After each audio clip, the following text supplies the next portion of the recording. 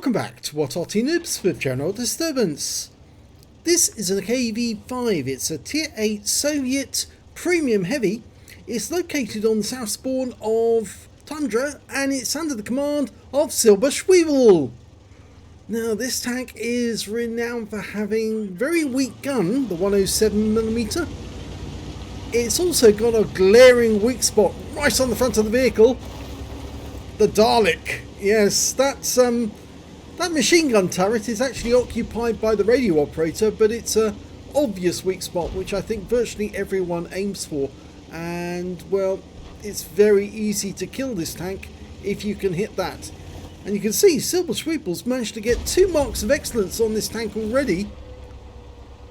Now the 107mm gun is capable of 300 alpha penetrating 186mm of armour, so it's not a bad gun, but it's just weakish compared to some of the other guns you might find in the game. It's not a 122mm with 390 alpha.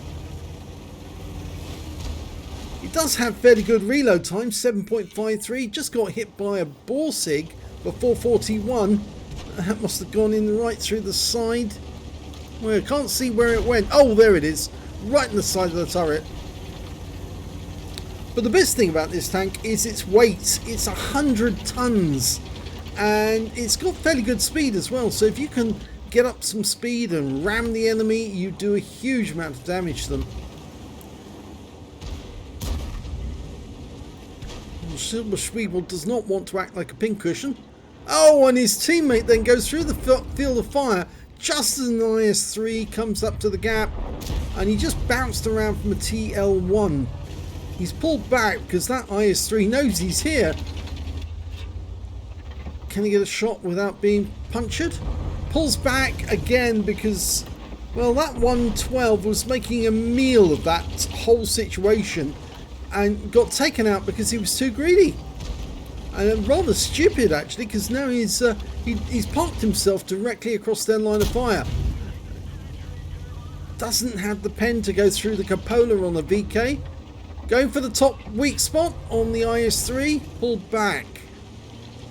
Now it's got a slightly bigger cupola on this thing, and that IS-3 was looking in this direction, but he bounced around there. There's the cupola. Oh, yep. Took around there, went right through the mantlet. And well, he's just noticed that there's a wheelie in the near the cap area, causing pandemonium. And he's decided, instead of actually, we drove into the rock, he's decided instead of actually trying to go up the hill, he's going to go around. Yeah, if you can't get through your enemies, outflank them. That's what the Americans did during the Second World War, and that's why they defeated, or that's why Patton defeated the Germans. Oh, the TL1 came into view. He had a perfect shot and neglected. Now the enemy have broken through over there, so it's a good job that he did move, because if he stayed there he would be about to die. As it is, he's gone up here to protect the cap against the enemies who've managed to come through from the west side of the map. But he's well, his team's 5 tanks down now, so it's going to be very difficult for him to win this. But he's also aimed onto the Carnarvon, puts one into him. It's a high roll, 315. Now just around the corner there was, I believe, a T-44 as well as Carnarvon. There's the Carnarvon, there's the T-44. Locks on T-44, puts a round into him, another high roll, 315. T-44 is probably looking to get a shot back. No, he's not even, he's just ignoring him. Get another one in. Oh, that one didn't go through, but neither did the Carnarvon shot there. Can you track him? Nice one through the lower plate. Again, a high roll, 307. Bounces the round that came back from the Carnarvon. One through the side, 287. Makes the Carnarvon a one shot. This will kill him. And he's gone. He did get one round into us, 255. We're now down to 41% of health. The T-44 is now one shot. Not sure if he's going to get around him before he gets into cover. Oh, he does! He does! He gets him. So he's now up to 2 kills. Now, surprisingly, this battle is still proceeding, and 3 of his teammates are actually in the other end of the map at the moment. And he has got some strong teammates, a 7032, an IS3 and a T44. But he's the only one down south defending his cap against all comers. And here comes one of them, the IS3. It's one of the ones he was fighting against earlier. And he's got company, VK. VK bounces off him. Not sure where that shot went. Oh, they were aiming for the Dalek. Look at that. Can you get it through the side? Go for the cheeks. Yes, he does get it in. 242 is at the right angle to go straight through that flat cheek, which is supposed to bounce around if you're shooting from the front, but if you shoot from the side, it goes through. Didn't get that one through because he was at the right angle there to deflect it. And oh, we took around from that 122mm, but he's out the game now. Now, the difficult tank to kill will be that VK. It does look to me like most of the enemy forces are actually in the north, and it's going to have to be Silberzwiebel who takes down the VK. He's got 3 kills now. There's the Hawk. Okay, the Hawk's in the dip in between, or next. No, he's actually in that dip next to the cap area, and I think he's trying to pop up to get shots. And well, the good news is Silberzwiebel's been joined by his IS3 teammate. And between them, they might be able to take down that VK. Especially if one goes from one direction and the other one goes around the back and takes him on from behind. Side of the turret? Yes, he gets it. Oh, in fact, actually got the cupola, which is even more surprising, but it was at close range. Go for it again. No, didn't get it this time. Needs that cupola side on, I think, more than anything. That's it. That's better. And again he didn't pen. I'm sure that wasn't just a lucky shot, that last one. No, it was a lucky shot. He's having a lot of difficulty trying to get these rounds through. I go to the, yeah, he's gone to the premium rounds now. He's going to use APCR. See if he can punch his way through. And he's also, yep, monopolising it. And fires it between the tracks to take him out of the game, but there is still an enemy Arty, GW Tiger P, and I think we know where he is. He is actually in that corner at somewhere at A6 and A7. Well, there's no enemy in the south now. They're all up in the north, so we might as well go and join them. Oh, we just lost our 7032, so it's now going to be the IS3 and Silberzwiebel against the enemy team. They've got a guard, a Hawk, a UDES, and that GW Tiger P. Now the Hawk's quite quick, but of course it is quite big as well, which makes it a nice target. Silberzwiebel, there's your target, the top of the Hawk. Talk of the devil. And he turns up just as we're talking about him. He's a rather big light tank, but he is quite fast.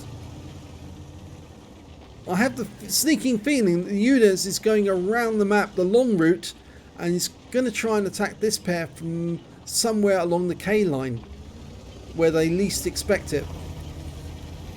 The Hawk, well, I'd be very surprised if he stays at that spot.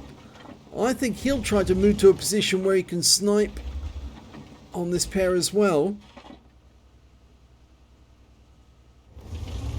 The tank that I really would expect to appear at the other end of the bridge would be the guard.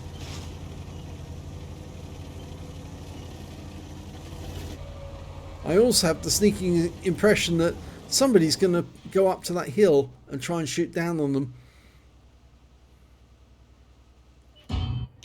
And there's the Hawk. He did go round. Now we need now is the UDES to try and shoot us in the rear. The Hawk realised that he couldn't. Oh yes, yes, I was right again. But the UDES made a fatal mistake there, and the 107 punched a hole, and the guard was at the end of the bridge. I was right about that as well, and I haven't seen this replay yet, so I managed to get it right. he got one into the lower plate. The IS-3 appears to be stopping that Hawk from making any moves.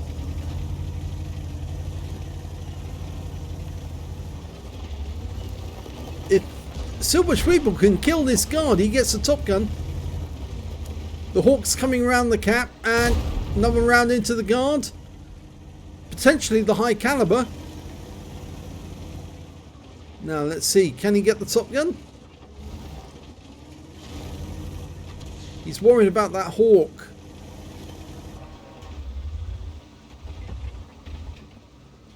The enemy RT still firing as well. Oh, nice round into the Hawk. 321 makes him a one shot. Oh, he takes one back. And now he's a one shot himself. But the IS-3 kills the Hawk. So all that Silberzwiebel's got to do now is claim his top gun. And that will leave just the Arty to play with. If he does... yeah, this is what I feared. The IS-3 gets that kill. And he immediately gets wiped out by the GW Tiger P. And now it's a case of Silberzwiebel has to find the enemy Arty. And he's pulling back his view so he can actually see generally where the enemy is. Now the enemy is definitely in that corner. He's somewhere in grid square A6 or A7. In fact, actually that's where the others are indicating. Or is it that's where Silberzwiebel's indicating? I wouldn't have gone into the cap because that actually tells the Arty where you are. And he's going to start firing into the cap straight away. Well, as soon as he's loaded. That was a round coming in. Yes, he fired the other side of the cap. So now he's on reload. Now will be a good time to go in that direction and hunt your top gun. He's staying in the cap, which is, I think, is a bit of a mistake because he's low on hit points. He'd only take one near miss by the GW and he'd be out the game and he'd lose his top gun. And there's the enemy Arty. One round in. The GW didn't see him, I think. He's getting closer and he's got it. That's it. He won the game. I was sure he was in that corner and it was just a matter of going over there and taking or claiming your prize. Let's have a look at the end of battle stats. It's an ace tank of a Silberzwiebel in the KV-5. What's generally regarded as quite a crappy tank. Well, most people think it is. He got the Hand of God, a duelist badge, a fire for effect, and a shell proof out of the minor medals. Out of the epics and battle heroes, well, he managed to get a steel wall for blocking the most damage in the game. He got a high caliber for doing the most damage in the game, and he did get that top gun with that last shot, killing the GW Tiger P. And well, there's no win 8 because you don't get it on win what replays. If we look at the team score, we can see, yes, he did get the highest damage, 4,643 hit points. The next high scorer was the Scorpion with 3,114, and then the Object 703 with 2,674. And that's surprising, really, because there was a large number of the enemy tanks who managed to get over 1,000 hit points of damage. They were all fairly good, but they weren't as good as these top players on Silberzwiebel's team, especially him. And when it came to kills, he had the highest number of kills with 6. T44 and the enemy team had 4. The EBR had 3 and their guard had 2. So did the Object 703 2, the IS-3 and T44 on Silberzwiebel's team. When it came to base XP, he was tops again with 1,595. 1,002 for the 703, 805 for the Scorpion. He fired 27 rounds, got 25 direct hits, 19 penetrations. The gun is accurate. The problem is it just doesn't have enough oomph. It just doesn't have enough punch behind it. When I've played the 107 or fitted it to one of my tanks, it's all very well that it does penetrate the enemy vehicle, but you're having to spend at least 2 shells to take and do the damage that you would have got from one shell with the 122mm gun. 4,643 hit points of damage, all of it done at close range. 15 hits received from the enemy, only 5 of them penetrated, and most of those actually went right for the weak spot. You saw that they went for the Dalek on the front of the vehicle, or 10 non-penetrations. I must admit, 2 shots actually did penetrate. One went through the mantlet, and the other one went through the side of the turret. Those are the ones, obviously opportunistic shots that went for the tank regardless of where they were firing, and they just had enough punch to get through. He did receive one hit by way of splash damage. That's from the GW Tiger, and he blocked damage of 3,020 hit points in total, spotted 3 enemy vehicles, damaged 8 of the enemy, killed 6, and did 271 hit points of damage assistance or player assistance. He also got 55 cap points while he was waiting on the cap for the GW Tiger to turn up. On a premium count, he earned 87,880 credits, got 65,910 from Holy Ops, and after repair and ammunition resupply, and of course, yes, he did use a fair bit of premium, he actually ended up with 83,442 credits. If he hadn't actually used the premium, he would have still ended up with a massive credit haul, which would have been very, very nice indeed. 1,595 XP, 239 for this being a premium vehicle, took away 2,632 experience points altogether. So the KV-5, is it worth it? Not really, no. It's quite big, it's easy to hit, and it's got that glaring weak spot right on the front, and well, so long as you don't let the person ram you at speed, you can do quite a lot of damage to this tank and turn it into another pinata. It's basically just a KV-1 with a very big turret on top, with a slight bit of armor and extra cupolas for the machine gunner and the driver. Effectively, it's just got such obvious weak spots that anybody with a basic bit of knowledge can take this tank down fairly easily. All you've got to do is aim for the Dalek and take it out every time.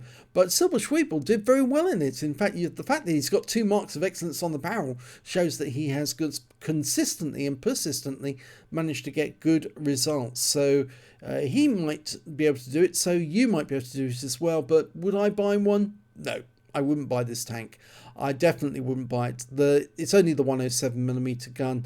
It hasn't got, as I said, it hasn't got the punch of a 122mm, and therefore it's not really that good for scrapping. I'd much rather have a 122mm gun on my heavy than the 107, and that's after a long time of having the 107mm by preference on some of my other heavy tanks. I was persuaded the 122 is better, and it is. I do get better experience with it altogether. So there you go. If you enjoyed that replay, please give this video a like and do subscribe to our channel, and thank you for watching.